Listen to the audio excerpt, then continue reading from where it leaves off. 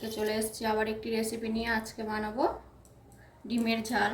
তার জন্য আমি এখানে নিয়ে নিয়েছি বড় চামচের 1 চামচ পরিমাণ সাদা তেল, আর তেলটাকে গরম হতে দেব। দেখো তেল কিন্তু এখানে আমার ভালো মতো গরম হয়ে গেছে, আর আমি এখানে 2টো ডিম একটু নুন দিয়ে ভালো মতো ফেটিয়ে নিয়েছি। এখানে বড়া ভেজে নেব। পিঠটা হয়ে গেছে, এখন আমি ডিমটাকে ভালো মতো ভেজে নিচ্ছি, আর পিঠটাও ভালো মতো ভেজে নেব। তো এখন ডিমের 2টো পিঠই ভালো মতো ভাজা হয়ে গেছে। এখন ডিমটাকে এখানে আমি কেটে 4 টুকরো করে নিচ্ছি। তো এখন আমার ডিমটা কেটে নেওয়া হয়ে গেছে। তো এখন আমি ডিমটাকে তুলে নিচ্ছি একে একে। 1 চামচ পরিমাণ তেল 2 চামচই নিয়েছি। তো এখন তেলটা ভালো মতোই কিন্তু গরম হয়ে গেছে। তো এখানে আমি দিয়ে দিচ্ছি কেটে রাখা পেঁয়াজটা। আমি এখানে ফোড়নের জন্য কিন্তু কোনো কিছুই দিইনি, না দিয়ে কিন্তু আমি এখানে দিয়ে দিয়েছি পেঁয়াজটা। এবার পেঁয়াজটাকে ভালো মতো ভেজে নেব, যতক্ষণ না পেঁয়াজের কাঁচা গন্ধটা চলে যাচ্ছে, আর যতক্ষণ না পেঁয়াজটা লালচে করে ভাজা হয়ে যাচ্ছে। এতে একটু নুন দিয়ে আমি ভালো মতো পেঁয়াজটাকে এখানে ভেজে নিচ্ছি। আর দিয়ে দিচ্ছি এখানে কেটে রাখা কাঁচা লঙ্কাটা। এখন এখানে পেঁয়াজটা কিন্তু আমার লাল লাল করে ভাজা হয়ে গেছে, আর এখানে আমি দিয়ে দিচ্ছি 1/2 চা চামচ পরিমাণ কাশ্মীরি লঙ্কার গুঁড়ো, আর এখানে দিয়ে দিচ্ছি 1/2 চামচ হলুদ। তারপর এটাকে একটু ভালো মতো নেড়ে নিচ্ছি। আর মশলার জন্য দিয়ে দিচ্ছি এখানে 1/2 চামচ জিরে, 7-8 কোয়া রসুন, 1 ইঞ্চি আদা, আর দিয়ে দিচ্ছি এখানে কিন্তু সর্ষে বাটা। তো এখন এখানে একটুখানি জল দিয়ে মশলাটাকে আমি ভালো মতো কষে নিচ্ছি। তোমরা কিন্তু যেখানে একটা সর্ষে দিয়েই করতে পারো। আমার কিন্তু এখানে হলুদ আর কালো সর্ষে কিন্তু মিক্স করা ছিল, আমি সেটাই কিন্তু একসঙ্গে বেটে নিয়েছি। কিছু মশলা একসঙ্গে বেটে নিয়েছি। যতক্ষণ এর কাঁচা গন্ধটা চলে যাচ্ছে ততক্ষণ আমি কিন্তু মশলাটাকে এইভাবে কষিয়ে নেব। সেই মশলার মধ্যে এখন আমি দিয়ে দিচ্ছি 1/2 চামচ জিরে, গুঁড়ো জিরে, আর আগেতে কাঁচা লঙ্কা দিয়েছি, তার জন্য এখানে আমি দিয়ে দিচ্ছি ছোটো চামচের 1/2 চামচ শুকনো লঙ্কা গুঁড়ো ঝালের জন্য। মশলাটাকে এখন আমি ভালো মতো কষিয়ে নিচ্ছি, আর এখানে দিয়ে দিচ্ছি কেটে রাখা টমেটোটা একটু হাতে করে এইভাবে টিপে নিচ্ছি, দিয়ে কিন্তু এখানে দিয়ে দিচ্ছি। তখন আমি সব কিছু এখানে ভালো মতো নেড়ে কষিয়ে নেব, আর একটু জল দিয়ে দিচ্ছি।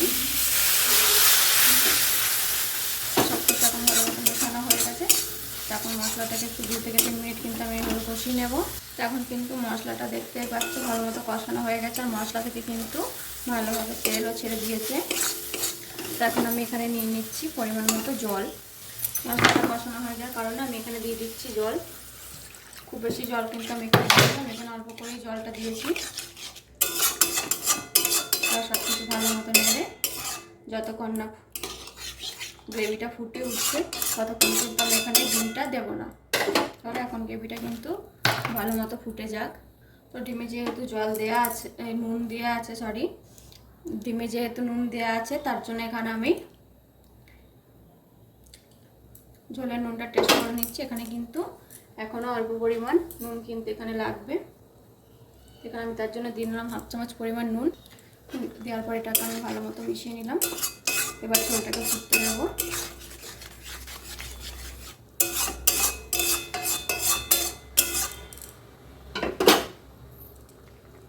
তো দেখতেই পাচ্ছ ঝোলটা কিন্তু এখন আমার ভালো মতো ফুটে গেছে। এখানে আমি দিয়ে দিচ্ছি আগের থেকে ভেজে রাখা ডিমটা।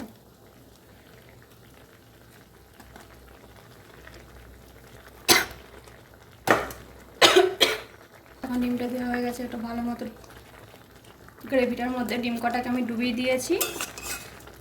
আর এখানে যতক্ষণ না নুন ঝালটা ডিমের মধ্যে ঠিকঠাক হয়ে যাচ্ছে ততক্ষণ কিন্তু এটা ফুটতে দেব। আর গ্রেভিটাও কিন্তু খুবই ঘন হয়ে যাবে, একটু শুকনো শুকনো মতোই কিন্তু হবে ডিমের ঝালটা। চলো এখন এটা ফুটতে থাকুক 2 থেকে 3 মিনিট। তো গ্রেভিটা কিন্তু আমার এখন অনেকটাই ঘন হয়ে গেছে। এবার এখানে আমি দিয়ে দিচ্ছি গরম মশলা।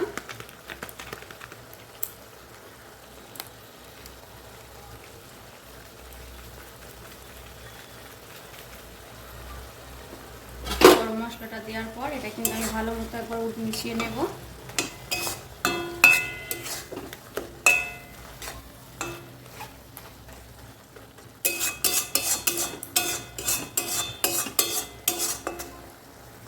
কিন্তু আর 2 মিনিট মতো আমি কিন্তু এখন ফুটিয়ে নেব, যতক্ষণ না এটা একবারে শুকনো শুকনো হয়ে যাচ্ছে।